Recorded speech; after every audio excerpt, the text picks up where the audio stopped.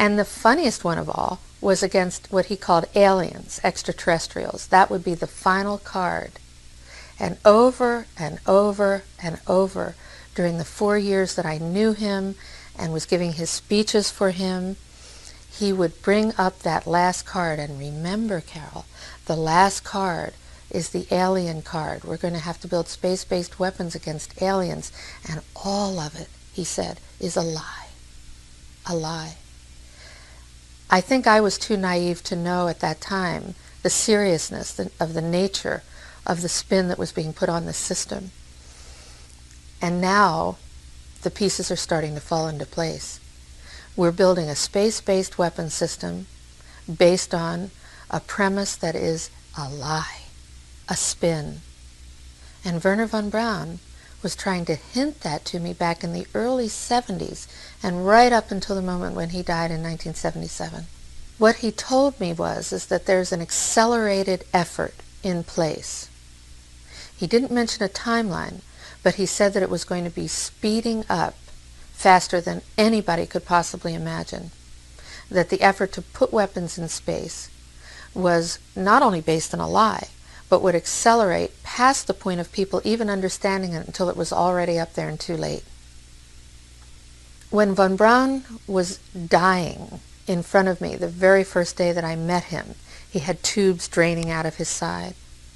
And he was tapping on the desk telling me, "You will come to Fairchild." I was a school teacher. "You will come to Fairchild and you will be responsible for keeping weapons out of space."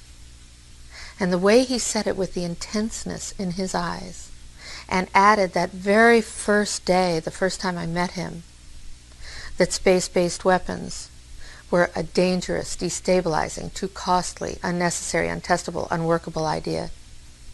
And that the last card that was being held was the extraterrestrial enemy card. The intensity with which he said that made me realize that he knew something that he was too afraid to mention.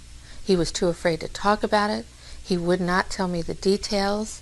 I'm not sure that I would have absorbed them if he had told me the details or even believed him in 1974. But there was no question that that man knew, and had a need to know, I found out later. There's no doubt in my mind that Werhner von Braun knew about the extraterrestrial issue. The very first meeting that I had with him in 1974, when he said to me, "You will be responsible for keeping weapons out of space. I'm dying of cancer and you have to take over for me." And when he explained to me the reasons for why weapons were going to be put into space, the enemies against whom we were going to build these weapons, and that all of that was a lie, and when he mentioned the extraterrestrial card, that extraterrestrials, aliens he called them, were going to be identified as the final enemy against whom we were going to build space-based weapons back in 74, the way he said it to me, there was no doubt in my mind that he knew something that he was too afraid to talk about. Werhner von Braun never spoke to me about any of the details that he knew, or might have known, or thought about related to extraterrestrials, except that extraterrestrials were one day going to be identified as an enemy against whom we are going to have to build an enormous space-based weapon system. Even though he didn't give me the details, however, the look in his eyes made it clear to me that he knew that there was something going on that was a big secret that he could not divulge. Werhner von Braun actually told me that the spin was a lie, that the premise for space-based weaponry, the reasons that were going to be given, the enemies that we were going to identify, were all based on a lie. I've been tracking the space-based weapons issue for about 26 years. I have debated generals, congressional representatives. I've testified before the Congress and the Senate. I've met with people in over 100 countries.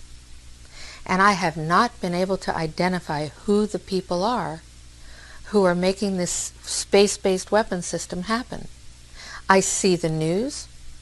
I see the administrative decisions being made. I know that they're all based on lies and greed.